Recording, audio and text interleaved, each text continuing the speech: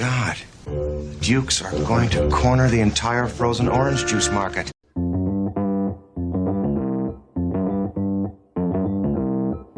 Live from Joe's mom's basement, it's the Stacking Benjamin Show.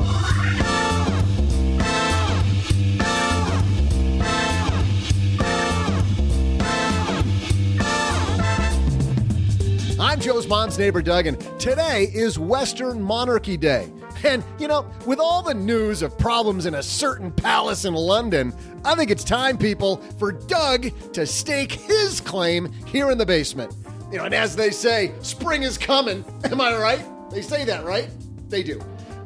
While I plot my rise toward the throne, please join me in welcoming one couple downsizing their life, kind of like Harry and Meghan. We welcome JT and Tamzon. How hard is it to downsize your palace, or house in this case, when you find out you won't have enough to make it? We're about to find out. Plus, it's open enrollment for some Medicare age stackers. We'll talk to Danielle Kunkle Roberts from Boomer Benefits about what you need to know. And don't worry, we'll still toss the Haven Lifeline to Dylan, and you'll get a great slice of monarchy-themed trivia. And now, two guys who are going to be great royal subjects for me. More biscuits, boys! Here come Joe and O-J-J-J-J-G.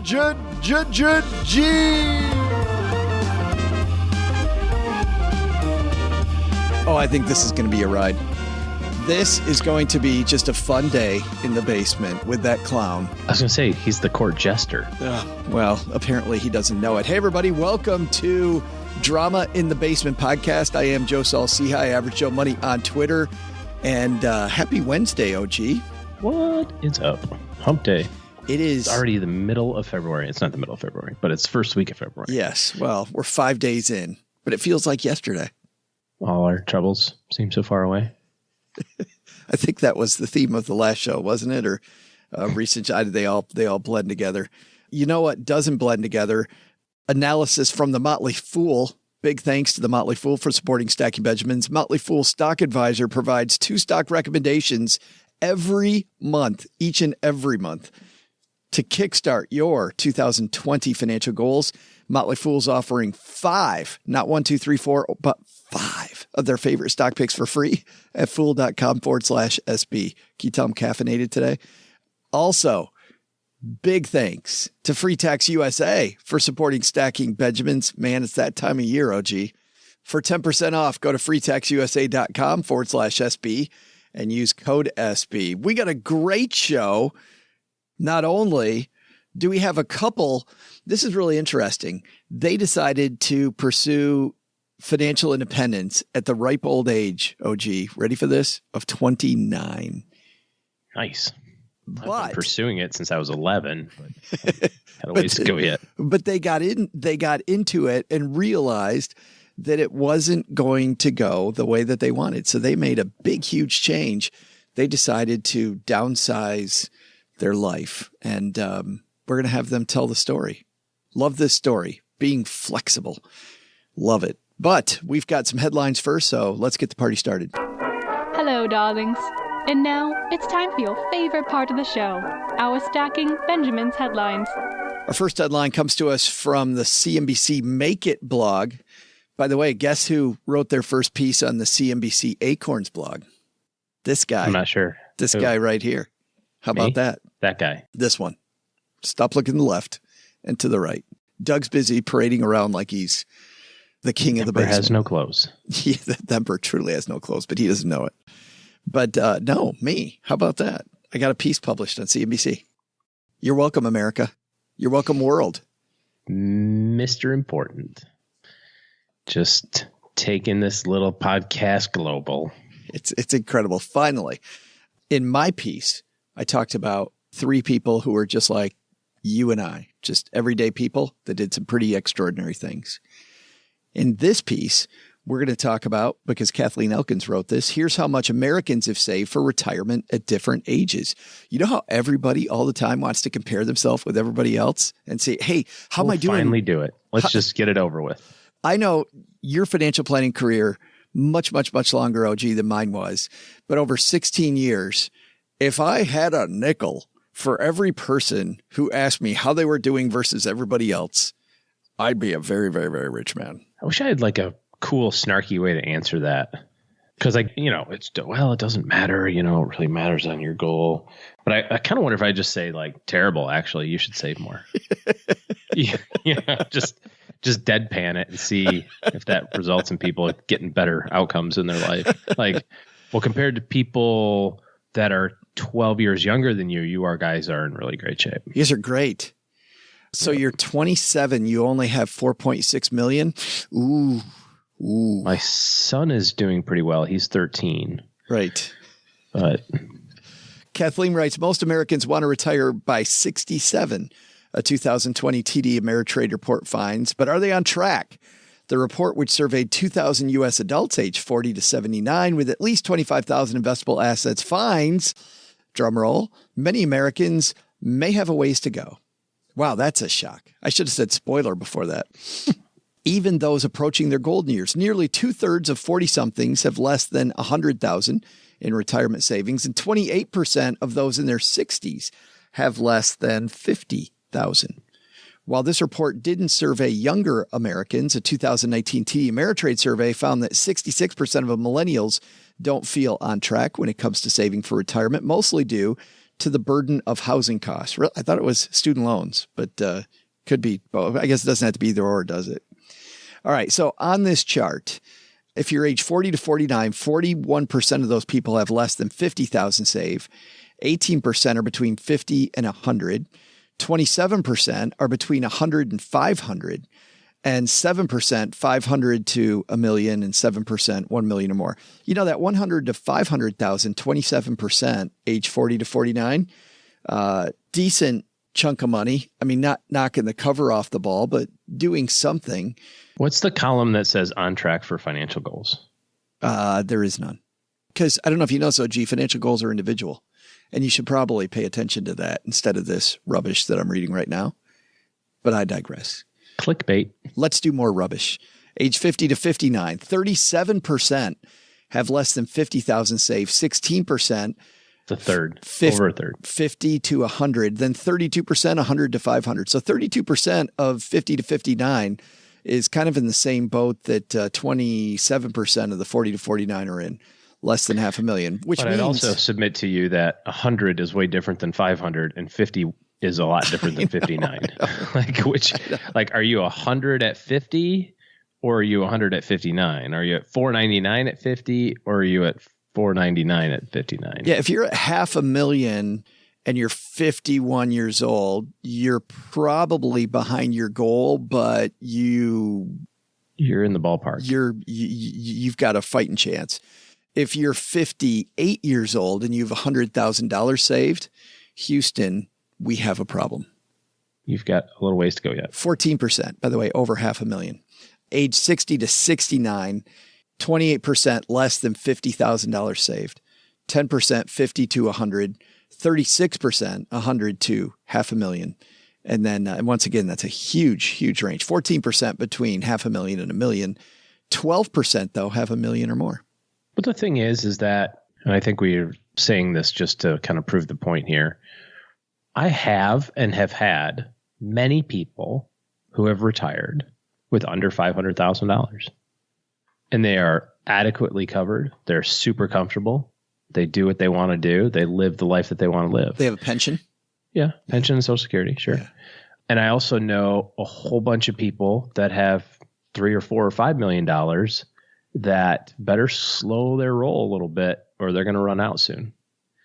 You know, we all say this at some level, which is like, oh, well, if I had insert thing here, right? That would never happen to me. If I would be able to figure out a way to make $3 million work, you know?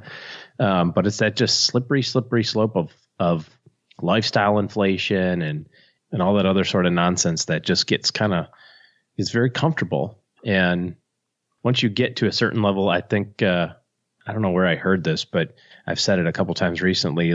Luxury once experienced is now required.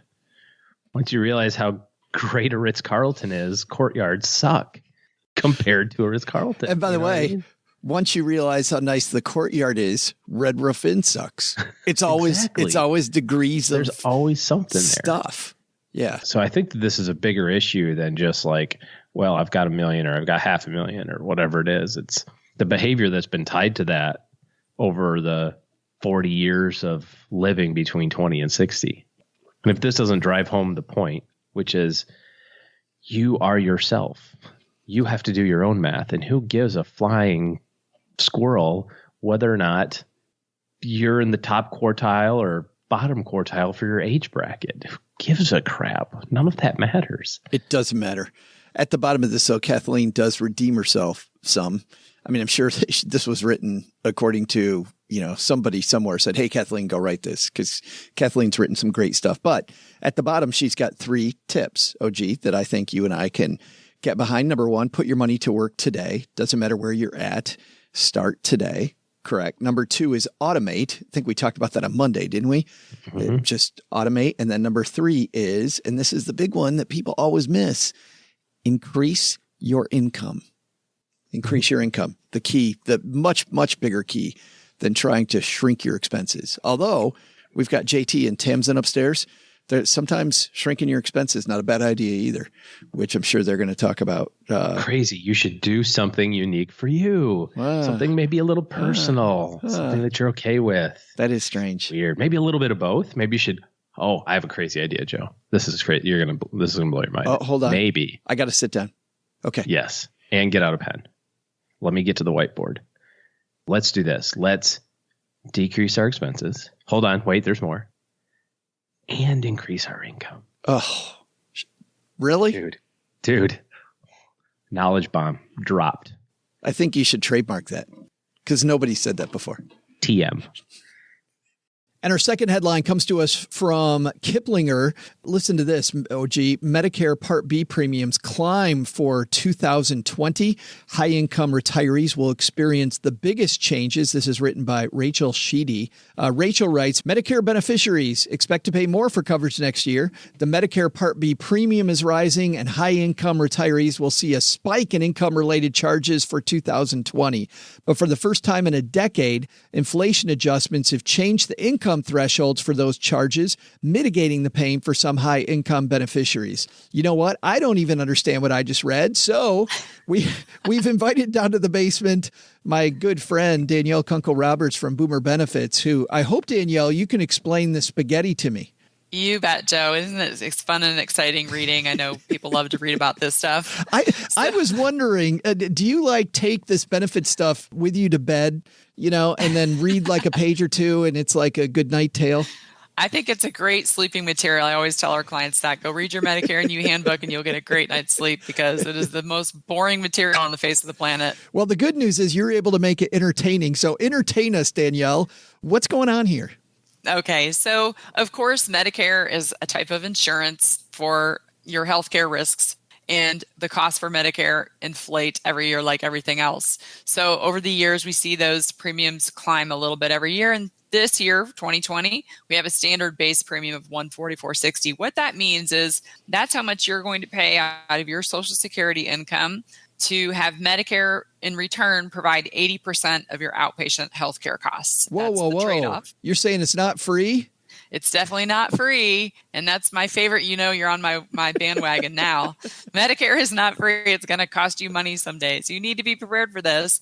But the part that they're referring to here about the high income individuals is some years ago, in an effort to keep Medicare solvent for as long as possible, they came up with a great idea that, hey, if you earn a little more, you can pay more than everyone else for your Medicare Part B premiums. So they came up with a little chart here. It's nicely represented on the Kiplinger page. And if you earn more than $85,000 as an individual or $170,000 as a married couple for the last few years, that was the threshold at which you would pay more. And this year, they have finally raised those thresholds a little bit. So it's now $87,000 as an individual or $174,000 as a filing jointly married couple. Now this is the threshold. So if you happen to be in that $85,000 to $87,000 as an individual, you may pay less 2020 than you did before because they finally accounting for inflation and wages with these. But the tricky part you can see here is trying to plan for what you're going to spend, right? Because you might be thinking, oh, Medicare Part B costs $144.60, but you didn't account for the fact that you make pretty good money and you're going to pay more. This isn't just news for people that are in retirement right now. I mean, don't get me wrong, this particular news is, but you and I have done a headline for Money with Friends, the other podcast that I'm on. This is news that people way under the age where they get Medicare should worry about now. Like this type of planning, when should people start worrying about and planning for Medicare and how this whole thing works? You need to be on it at least by age 60. I often say that I wish there was a class for people at 50 so that they would start just being aware that Medicare isn't free and that you're going to have some insurance you'll need to buy alongside it to cover the things that it doesn't. But, you know, if you want to start really putting together a good financial plan for your healthcare, you need at least 5 years before you turn 65 to be aware and saving up for those costs. I think, and I'm sure everyone listening to this will agree that the younger you start, the better. But if you haven't looked at the healthcare piece and you wait until 65, that's where people truly get into trouble because your Social Security check is only going to go so far. You need to have put some money away for all these other costs associated with healthcare and retirement. This is an important time, by the way, for a lot of people listening. There is an open enrollment going on right now. Yeah. So every year people can make plan choices in the fall. And sometimes people who make those choices don't understand that the plan that they're buying. So if they enroll into a Medicare Advantage plan, which is a sort of a Medicare HMO, it's a way you can get your benefits through a private network. You may get in there and find out that your doctor isn't in the network, or the drugs list doesn't include one of the medications that you need, or you can't get a referral to a specialist that you need because he's not in the network. If for any reason you enroll in that plan and you don't like it, you have until March 31st to leave that plan and either switch to another Advantage plan or return to original Medicare. So this is your window. And if you don't get it done by the 31st, you'll be in that Medicare Advantage plan until the next fall annual election period, which is some months away, of course. And great resource for people to go to if they want to know more. I wish there was one, Danielle. Well, your wish is granted. I'm your personal genie fantastic. for the day. That's right. And I will send you on over to boomerbenefits.com where you can read all sorts of very entertaining and delicious material about what you will spend on Medicare someday in your future so that you can start planning while you're younger and not be part of that pack that gets surprised and has to work a few years beyond what you intended. Danielle, thanks for hanging out with us for a minute and telling us what the hell's going on. You bet. Anytime, Joe. Big thanks to Danielle. Deadlines, very important, OG. Important to get it done by the deadline if you want to make a change. There's another deadline coming, by the way, and that is tax day. October the 15th.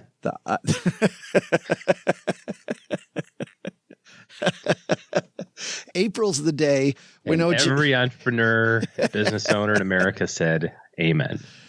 April 15th is the day Actually, that September 15th for business taxes. OG knows April 15th is the day he's got to have that one sheet of paper in that says, I'm going to punt.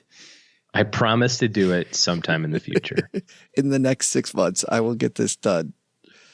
But Free Tax USA, I love the discussion in the basement about this company because somebody brought up, hey, new sponsor on today's show, Free Tax USA. Anybody use them? And all the people knowing what you and I know about freetaxusa.com saying the same thing, just about what a great company this is, serving an important need. Founded in 2001, by the way, by CPA and a team of professional software developers. Free Tax USA is also one of the fastest growing websites online today. Over 43 million free federal tax returns have been filed with the IRS through them. The free service has 175,000 plus 5-star reviews.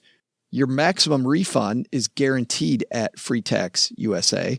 Their free service includes basic, premium, and self-employed features.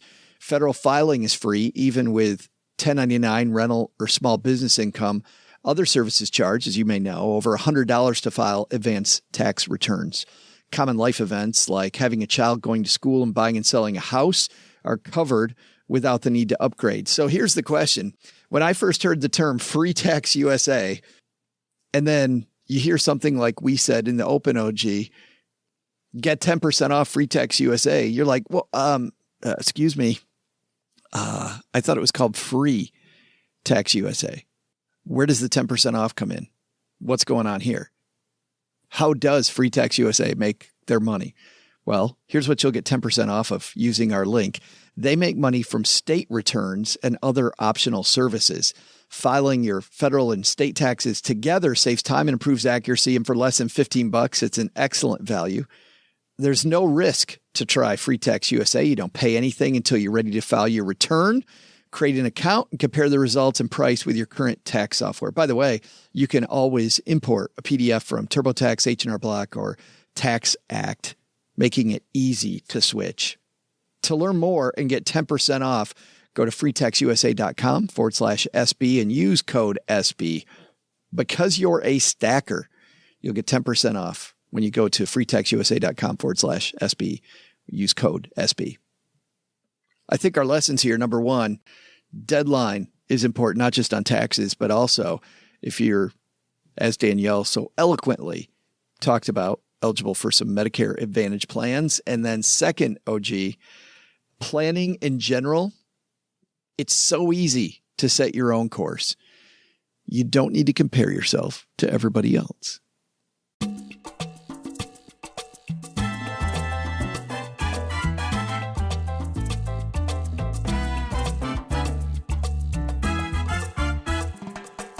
Well, JT and Tamzon upstairs talking to Mom. This couple is so interesting, OG. They pursued FIRE, which is financial independence, retire early, at a very young age. JT had a fantastic job, but what I loved about their story is this.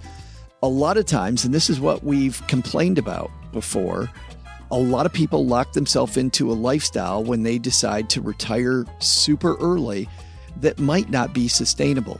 And JT and Tamzon realized that the lifestyle they set was probably not sustainable. And so they rebooted and took some pretty drastic action. And it was exciting as we got ready for this interview to talk about flexibility. So I can't wait to hear the whole story. Let's say hello to JT and Tamzon.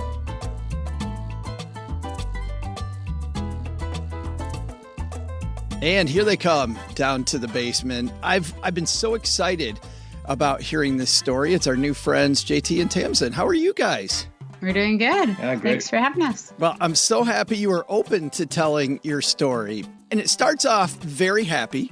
And by the way, we're going to spoil a little bit. It starts off very happy. It gets maybe not so happy, but then I think there's a happy ever after here. So, but JT, I want to start with you. You, I understand, went on maternity leave when you guys were having a baby?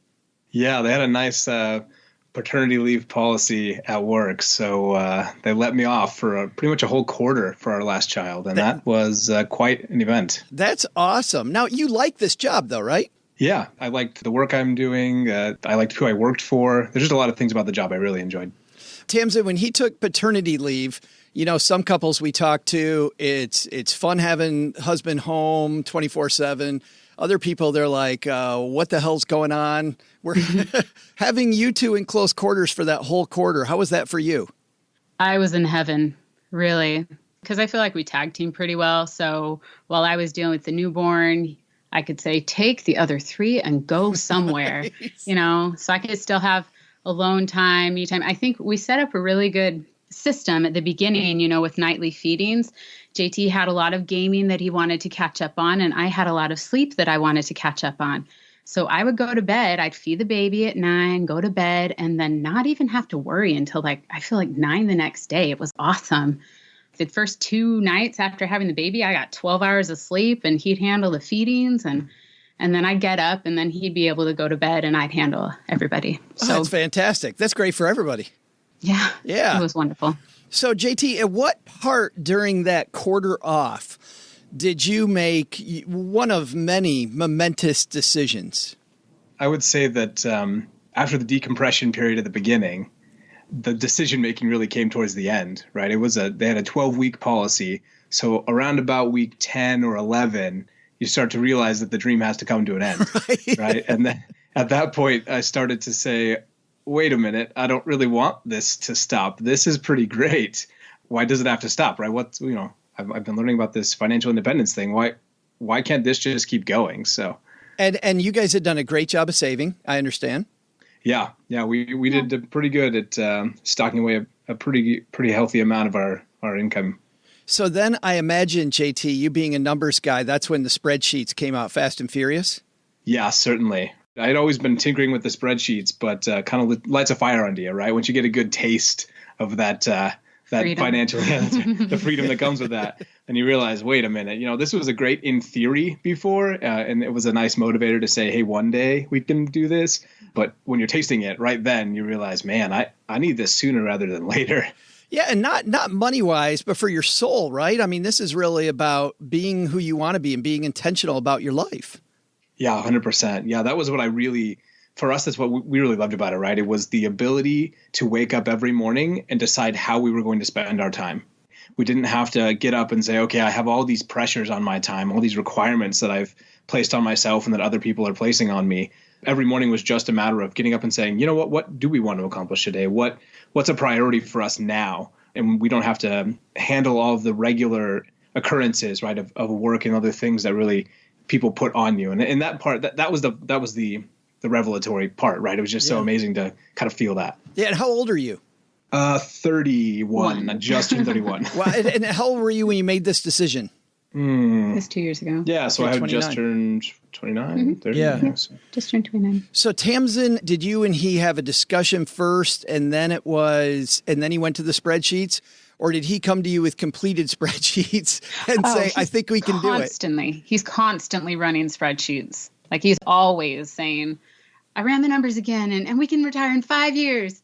1 week later, I ran the numbers again and it's 6 now. And like, I feel like it constantly changes. And I'm like, okay, that sounds good. Oh yeah. Oh, good job, babe. Yeah, that sounds great. So it was kind of like he came to me, I have an idea. I don't want this to stop. We could stop now. Like we could stop working now. But you guys were so young, Tamzon. I mean, what was your thought when he said, I think I can stop? He's had me on this roller coaster since the second year we got married. I've been fine with it the whole time because he slowly just likes to talk me into things. And at first I go, that sounds kind of weird. And then he keeps talking about it. Sounds nicer and nicer. And yeah, I see the perks as we go along. I'm like, oh, okay. This sounds like a good idea. Yeah. And it sounds like the perks were fantastic. Was there one stat, JT, though, that really put you over the top that made you go, you know what, I think we can do this? Is there one piece of the spreadsheet that came together, like lowering expenses or you came up with another stream of income or something that put you over the top? Yeah, I think the catalyst for us after we really got the wild hair after that paternity leave finally wrapped up was when we started to find other ways outside of my job to create income, right? As we started to really focus on that, because it was always savings and building our net worth up to that point, stocks, passive income, things like that. But when we really started to say, okay, what can we actively do to create income? And then we started working on those streams. Then it became a discussion about, well, wait, what can we do to replace what we need, right? Because what we're making is far more than what we're using. So now we just have to replace what we're actually using. So as long as we can keep that within reason and then build up a nice buffer. So between having an avenue to create the income we needed to survive effectively and creating enough runway to know that, okay, even if we get this dead wrong, we're not going to be on the street next week. We'll have at least 3 weeks, so we built up some runway to that, right? Before we knew we were going to run out of money. So having those two in tandem kind of gave us what we needed to kind of take that next step. And this is a whole different podcast that we're not going to get into, but the avenue for you when you talk about income streams is real estate. Right. Yep. My avenue is active real estate investing. Exactly. Yeah. We'll save that for the second time you come on. We dive into that. But I want to talk about this. So you guys are going along. It sounds like things are going fantastic. But then at some point, JT, you realize it sounds like the way I heard the story, kind of like a startup, right? Where they realize that this gravy train might run out. When did you start to feel like it wasn't as safe as you thought it was at first? I would say that the catalysts, it's hard to point to one specific catalyst, but if I had to pick a moment at which I realized that things weren't on track any longer, it would be summer 2019, so about 6-8 months ago now. I'd quit my job in April. and I had been doubling down on the real estate part and building that up. But I went to a financial retreat called Chautauqua. And while I was there having a week's worth of conversations and introspective opportunities, I realized that, this the spending amount we had built for ourselves, while we feel it was reasonable, it was still higher than we wanted it to be. And that was kind of a trigger point. So we came home and we looked at it and said, with the amount of money we're spending and the amount of money we have in savings, and then more spreadsheets, realize we need to lower this. This is not going to work for us. This is not going to get us where we want to be. And we're clearly spending too much, but where are we spending too much? And that's where the conversation started. But I want to be clear here for people listening. It wasn't about, and tell me if I'm right here. It wasn't about imminent need, like the wheels are coming off the bus now. What you're saying, JT, is you wanted to have more flexibility for the rest of your life than you thought you were going to be able to give yourself based on the current trajectory. Yeah, 100%, right? It wasn't like we were going to run out of money next month. Yeah. It was a matter of looking at how much we had and what we were spending and saying, if we went from our current spending level and cut that by 20 or 25%, it not only does it, lengthen the runway for the next year, it makes our, how much money I have to make every month in real estate. It makes that more reasonable, right? And it just takes a lot of pressure off the whole system, right? If you can lower those expenses by a healthy amount, it makes everything just it took a lot of stress off, because the stress that I never expected when I quit my job was the roller coaster, particularly with real estate, the roller coaster of income, right? So some months I make negative, right. And then some months I make good money, right? And so that roller coaster of emotion was more than I expected. So I was like, man, we've got to figure out a way to lengthen that runway quite a bit and lower the pressure. Otherwise, I don't know if I'm going to take it. I'm going to have a heart attack here. So because of all this roller coaster event. Yeah, because I'm imagining that, especially with active, it's ramen noodle, big steak dinner, huge steak dinner, big screen TV, then more. No, right. Yeah. Tamzon, I'm wondering, I just imagine the stuff in my head, right? As a money nerd, I just imagine JT coming to you and going, Houston, we have a problem, right? Like that Apollo movie. And I'm just imagining you two that I'm like most people, I'm sure you like your house, you like your lifestyle. And then JT comes and goes, the spreadsheet's not really working out. Tell me about that discussion. That was a hard one. Most discussions go like, I have a new idea. I have a new scheme. This is great. And this discussion started out, I really feel like we need to move. And it was like, what? Holy moly. But we wanted this house. I love this kitchen and all this space. And we were going to be here we wanted the big front room and the big great room. And we have room for everything. And we're in a great place. And I like the school. And it was just so many things come with where you live. Obviously, the first thing we talked about, okay, great. Well, first thing that I talked about, where are we going to move to? Can we stay in the same neighborhood? Yeah, right. Yeah. So we don't have to switch schools, switch churches, switch like everything around us. But schools, friends, where you shop. I mean, everything. Yeah. And JT, your answer to that was? My answer to that was, we sat down and looked at like how much we were spending overall. And I just asked her, like, is this a number that we're happy with? I think we both agreed, like, no, really, that's more than we want to be spending. Why are we spending this much? And I said, okay, like, where can we cut? What can we do to bring this number under control? You're saying I'm happy to stay in the house, but we need to cut from somewhere else. Where else can we? But there's everywhere else is like, well. But there's two sides of every equation, right? There's the expense one. And as you guys already know from Chautauqua and being a part of the FIRE community, the financially independent retire community, that you guys went for the jugular, right? That's the big one. I mean, housing, transportation, food cost, right? Boom, boom, boom. Mm-hmm. There they are. And you went for the big number one. But I want to go to the other side of the equation. There also is make more. I mean, I don't know if there was an opportunity to go back to work part-time or if there was a way to bring in income faster. Did you guys think about that? Yeah, we definitely discussed that. And I feel like this is a constant. He constantly approaches me with spreadsheets and I approach him and say, we need more. We're not making enough money. I can go back to work and you'll have me less. Okay, yeah, never mind. It's fine. I like having you as much as I do. Thanks. Not an option. That's good. I love those discussions, by the way. That's fantastic. So then you start off with the discussion. So Tamzon, then I'm assuming then you go, okay, all right. Tell me what happens next. Well, we start looking for houses, and we're not in a hurry. And we start looking for one that feels good and that we're both happy with. We write a list of what we absolutely need in a house, what would be nice to have, and what we absolutely do not want in a house. Financially, about how much and what range was your house worth, you thought, at the time? It was about $450.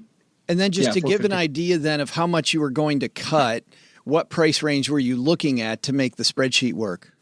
It had to be under $250 for it to work. And it was kind of more than that. It had to be under $250 and it had to have a rentable guest house so we could cut it even further. Gotcha. So you could get some more income coming in too. So you were you're doing that as well. Yeah. Yeah. I thought you were going to tell me it had to be a tent in a woods. probably not. But it could be a big tent. That's right. So I'm imagining if you have a house that's worth $450 and you're looking in the $250 range, Tamzon, it isn't coming up roses. I can't imagine that you're coming up with houses that are right and left what's in your your love zone. I don't know what to call it. Yeah. The pictures on the internets, they're scary. He shows me houses. He's like, this looks great. Good fixture upper. We can do this. I'm going, this is a crap hole. I'm scared. Don't move us here. Well, and especially when you start thinking about schools too, Yes. That's a whole different episode discussion with where we've gone in that route. Well, now we got you guys come back twice. So this is the first in the trilogy. Right. So JT, back to you. How does it go then looking for houses? I mean, clearly you find a place. Tell me about finding the place and what it looked like. Paint me a picture. Yeah. So over a few months, right, I engaged a realtor friend of mine and he started feeding me leads from the MLS. Obviously, as a real estate investor, I know other real estate investors. So I started looking at even more severe options like wholesale and all kinds of things, what was the right place. But we had really specific criteria about what kind of neighborhood it was, what, dimensions the house as far as a number of rooms, guest house, things like that. So it ended up being kind of tough to find the right spot. But we knew exactly what we were looking for. So when this house, when we ended up buying, came on the market, it showed up at, 3 o'clock. And we were at the house at about 5 o'clock. Yeah. And we had an offer at about 6 o'clock. Wow. So we knew exactly what we were looking for, showed up and said, yep, this meets all of our criteria. We want it. And we just made a full price offer because we knew paying even at asking price, and it was a reasonable asking price, that we would get everything we needed in the house. And it hit all our criteria. So.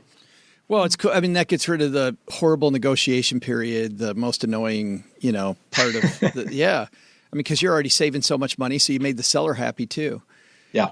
But tell me about the house. I'm sure that when you go down a couple $100,000, this isn't like move-in condition. Yeah, we went from a house that was around 3,700 square feet, and the base of this house is 1,350, and then it has another couple hundred square feet of storage. So we're close to maybe 1,600-ish. So that's not including, the small guest house that we ultimately rented out. But it was a foreclosure before these people bought it. And they basically did the bare minimum to it to live in it. So when we came, it was kind of a full refresh of everything, right? New flooring, walls, partial kitchens, partial bathrooms, just all kinds of stuff that we had to go through and work on. So, it was probably a solid month plus of a lot of DIY work because, part of the goal was we didn't want to outlay a bunch of money on contractors, and we had some of the know-how and the ingenuity necessary to kind of get in there and get it figured out. So you got the kids doing the demo and installing the washer and dryer. Is that the deal? There you go. Yeah, we just gave the 4-year-old a hammer and it was mostly done within half an hour. So yeah, but you know what? If it's like my kids when they were 4, it was every wall you wanted to keep. That was the ones that got hit. There's a piece of this, though. I mean, you're already somebody that knows real estate, JT. So I'm imagining that when it came to contractors and stuff you couldn't do yourself, you also knew the right people to call. Yeah, I did take advantage of that for sure. The ability to reach out to other real estate investors I know in the Phoenix area. And while I don't particularly work on houses, a lot of these investors I know do. And so they've got Rolodexes of contractors. And so I just go to them and say, hey, give me your best guy for carpet. Give me the best person to do vinyl planking or whatever I needed. They could come and say, yeah, here's who we use their quality's great. They're awesome. Just go ahead and use them, right? And they've got really competitive prices. And so I can kind of lean on that. And for the people I couldn't find, I leveraged the internet, right? Yeah. Did a lot of quoting and meetings and things like that to find the right person. So, But I'm also thinking that, there's a lot of people maybe driving their car, walking the dog right now, listening to us talk. And that part might make them afraid, but I don't feel like, while that was an advantage, that wouldn't be a reason. If you didn't have those contacts, I think you probably still would have done it. Is that true? Yeah, 100%. I mean, I didn't get all of my contractors off of those personal recommendations, right? Yeah. Some of the personal recommendations didn't even work out, let's be honest. So there were definitely times where I sourced my own. There's some fantastic platforms out there, like one that I've used a lot is Thumbtack, right? So you go there in Phoenix, they've got a good collection of people where I say, hey, I need this kind of work done. You submit it to several professionals in that whatever realm that is, and they'll come out, they'll give you quotes. You just talk to people and kind of get familiar with them and decide, can I talk to people who've done work you've done work for before? Or it's just like any other process of finding the right person, specialist, right? For any kind of field. They as long as you get the research done, then you can find a good resource at a good price. Next question is about financing the house. I want to talk about that specifically because there's two ways you could have gone. You could have taken equity from that house and minimized the loan, right? So that you had almost no loan or maybe no loan on this house. On the other side, you could take whatever money you had and keep it liquid and then stretch out payments that are super low and then play the beat the market game. Which way did you guys go there? We ended up doing the financing route. Yeah, which was quite challenging given that we had stopped W-2 employment. I didn't even think about that. Self-employment. When I asked the question, I didn't even think about that, JT. Tell me about what a that was. It was quite a pain because, ultimately, not only do financiers typically love W-2, right, because it's nice and consistent and easy for their calculations, but when you tell them, yeah, I have self-employment income and I haven't been doing it for 5 years, I've only been doing it for, a year and a half or 2 years, I don't really like that very much. So we had to get we had to talk to a lot of financiers till we found the right person who could put the right option in place to make that a reality. It definitely took a lot of elbow grease. Did you end up with a higher interest rate because of that? Yeah, certainly. We ended up with a higher interest rate than I think I would have. If we had moved before I quit my job, It would have been butter. It's super, super easy. But because we decided this after, unfortunately, then it made it a lot more challenging. Interest rates were higher. There's a lot of things that were a lot more costly because of it. But ultimately, it still ended up being worth it. So, Tamzon, well, you said that. I'm going to ask the boss if it was worth it. Tamzon, now that this is done and you're moved in, and it sounds like it has gone very, very well, how does it feel now? The first week that we were here, I remember both of us at different times saying, like, I feel really good here. I feel like really peaceful. Like we made the right decision. Since then, in subsequent weeks, I've not felt as peaceful. And I've had anxiety about kids and being squished into small rooms. They only have 3 rooms to play as opposed to the old house where they had at least 7. So we kind of bump into each other more and there's more whining and screaming. And I'm going, I don't like this, but definitely have to recall those feelings from the first week. We moved in. We felt good. I know this is okay. It'll be okay. Is this permanent, or what's the next step for the two of you guys? That's the other reason I feel comfortable, because I know it's not permanent. Yeah. When do you think the next move is, according to your spreadsheet, JT? I think our current projections are a minimum of 2 years, right? So we don't have to pay any capital gains on the appreciation we built in when we moved in. But I would say it's 2 to 5 is our projection, right? So we'll see where we're at in a couple of years, and maybe the next house is a super long house, or we just don't know. But 2 to 5 years is our current spreadsheet. I love the story of communication. I love the story of having the guts to say, you know what, this isn't working out, and downsizing. I also love the fact that the place you bought, you bought a house that you immediately add an income stream to, which is going to be attractive to the next person that buys it. And you fixed up a house that had been a foreclosure house minimum. And now I'm assuming, I would think based on that criteria already, like there's built-in money almost immediately, right? A bunch of money already. If you sold it today, there'd probably be a bunch of money. There's so many themes there. And so I think we'll end it right there with stop one of our trilogy of talking with Tamzon and JT. Guys, thanks for telling your story. Well, when I first heard it, when our producer Taylor told it to me, I was so excited to talk to you, and this has been fantastic. Thanks for hanging out with us. Yeah, thanks for having us. Yeah. Hey there, trivia fans, or should I say loyal subjects. I'm Joe's mom's neighbor, Doug, and my plan to rule the basement is underway. I stopped back by the Burger King downtown to grab one of their authentic crowns to make it incredibly clear to all who's now really in charge. I've also been referring to myself every chance I get as His Highness. It's a lot easier than you'd think. As in, yes, Mom, His Highness can go grab your foot massager. And yes, Joe, His Highness can now perform the trivia as he wishes. Now, if I can just get that damned flat hand wave down, it's difficult. There are just moving parts. While I continue to assert myself, here's today's trivia. While the Queen got a 13% pay raise last year thanks to the people of the UK, she's not the most costly royal. Who spends the lion's share of the money the house receives? Which one of these bums is the biggest drain in the family? That's what I want to know. I'll be back with the answer after I find out who's the biggest drain here in the basement.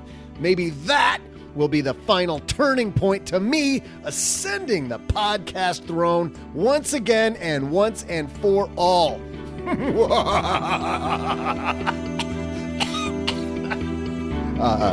Carry on.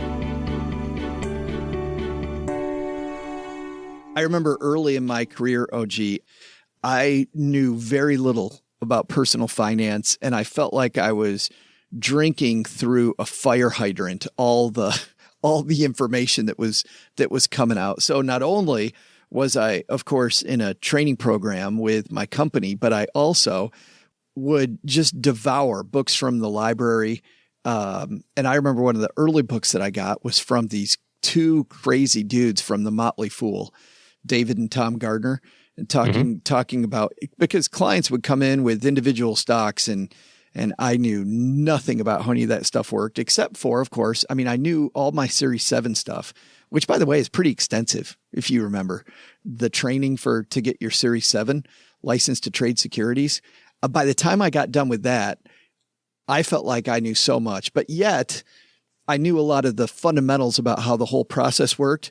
I didn't know anything about individual companies or what was going on with the stock or whatever, how to analyze them. And that's where people like the Motley Fool came in. So if you've ever wondered how to invest or struggled to understand how to make your money work for you, the Motley Fool is just what you need. The Motley Fool provides advice and guidance that cuts through the noise of standard business sections and websites and provides you with simple, easy to use analysis to help you understand the financial markets. Motley Fool started by those two brothers I mentioned earlier, Tom and David Gardner.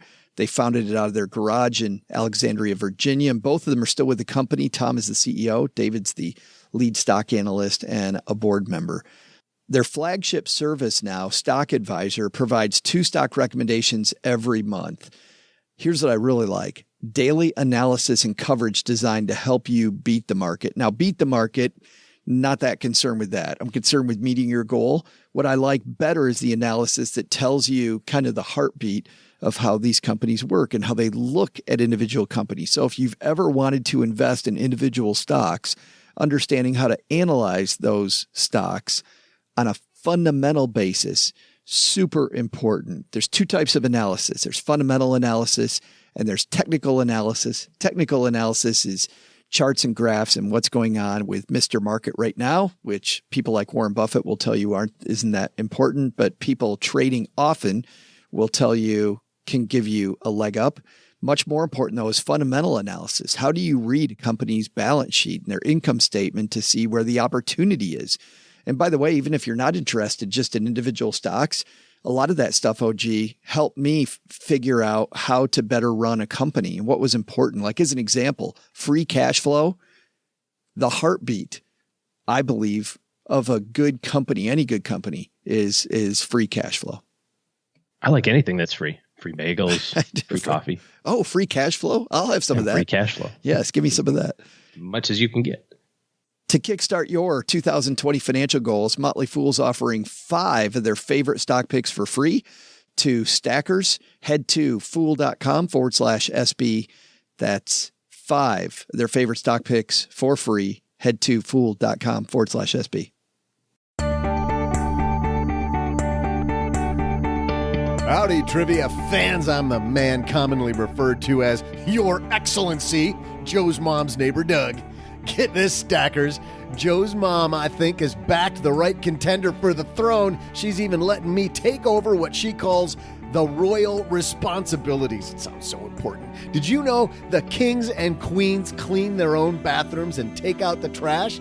I mean, who knew? I didn't either. But hey, Joe's mom apparently did. That's one smart lady. But before I get back to my royal duties, I've got your trivia answer. The question was, who's the costliest royal in the family? And the answer?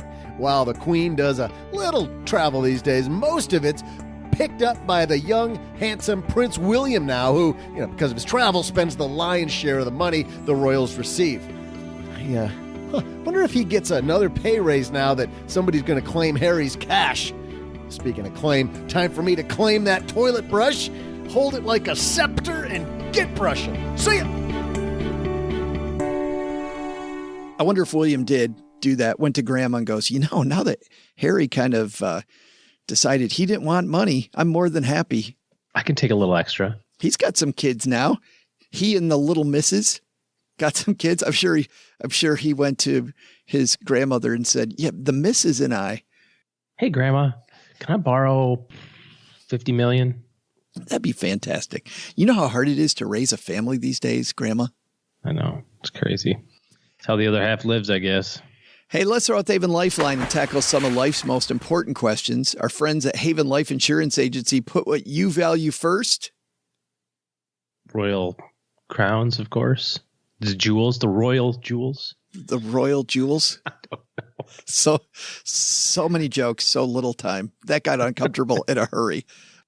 I don't know. Tea and crumpets. There it is. A biscuit. That's why they made buying quality term life insurance actually simple, because the real answer, OG, was your loved ones and your time. But who are you going to have tea with if it's not your loved ones? Head to stackyourbenjamins.com/Haven Life now for a free quote. And today we're throwing out the lifeline to our friend Joseph. Say hi, Joseph. Hey, Doug, can you make sure Joe and OG get this? So I've got a question for you.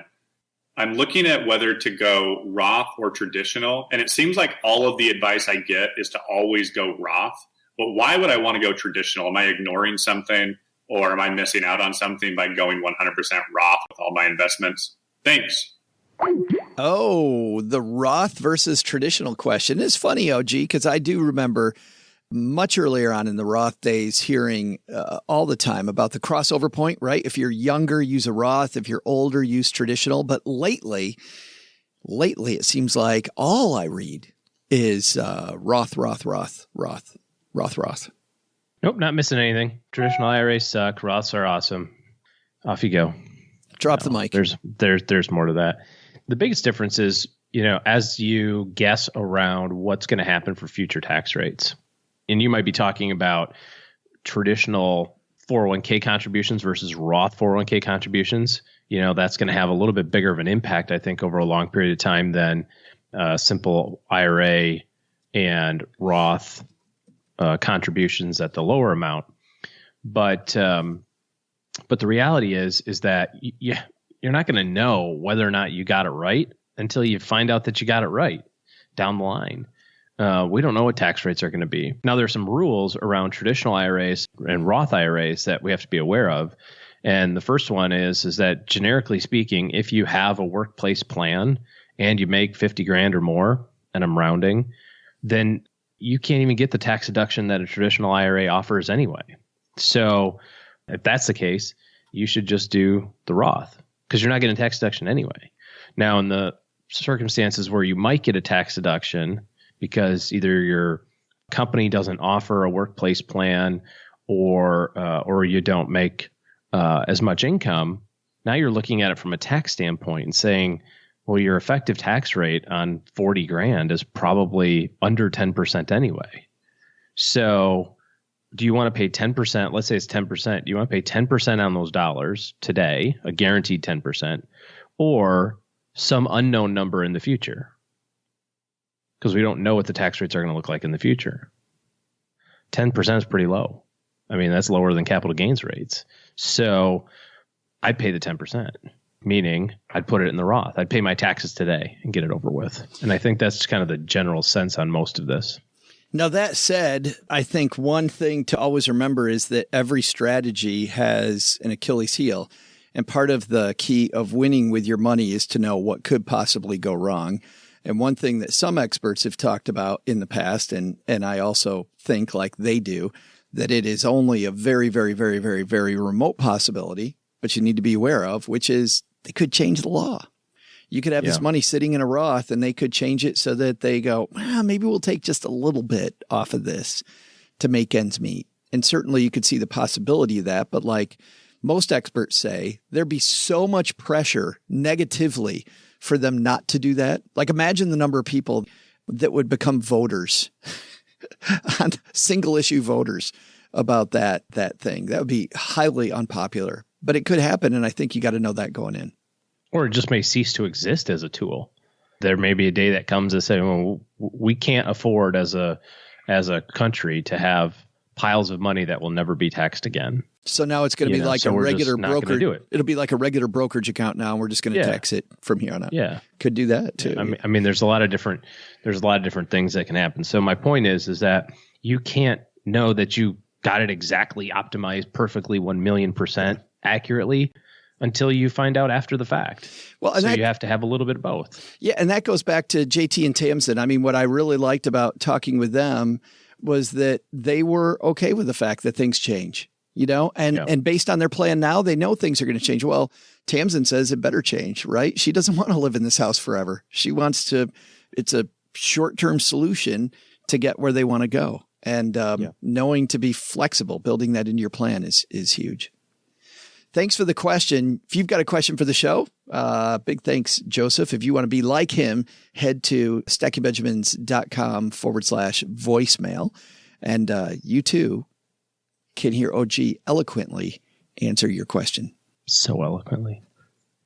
And on that note, if you would like OG and his team to eloquently answer your financial planning concerns, that was that was just horrible. Yeah. That was okay. That was an okay transition. Head to stackingbenjamins.com/OG because the doors are open. He and his team are taking new clients, and that will lead you to their calendar to talk to them more about how you could work with them.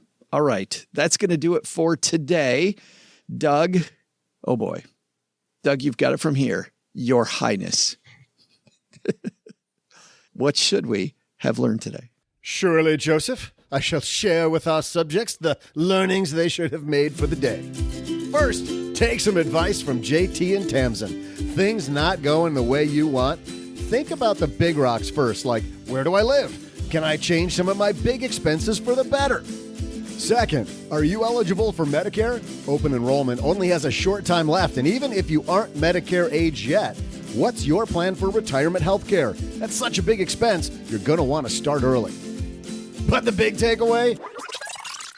So much for being king. Turns out it isn't even Western Monarchy Day. Yesterday was Monarch Butterfly Day. We all know it doesn't make sense trying to overthrow the queen anyways. Joe's mom can keep her crown, and I can stop cleaning bathrooms. I really don't want to claim my throne, and I get the joke now. Not that funny, Ma. Throne, bathroom, ha-ha, LOLs. Special thanks to JT and Tamzon for stopping by the basement. If you'd like to reach out to JT, you'll find him in the Basement Facebook group. And special thanks to Joe's mom for agreeing to stop calling the toilet brush my scepter. Joke's over, people. Happy Butterfly Day. Nothing to see here. Move along. This show is created by Joe Saul-Sehy, produced by Taylor Stevens, and engineered by the amazing Steve Stewart. Online, visit us on Twitter at SBenjaminsCast or on our Facebook page. I'm Joe's mom's neighbor, Doug, and it appears I've fallen and I can't get up. SB Podcasts may receive payment on the show from sponsors and guests in the form of books, giveaway items, discounts, or other remunerations. That's a big word. There's no way you take advice from these dorks, but like Joe's mom always says, don't take advice from people you don't know. This show is for entertainment purposes only, and before making any financial decisions, consult with a real financial advisor.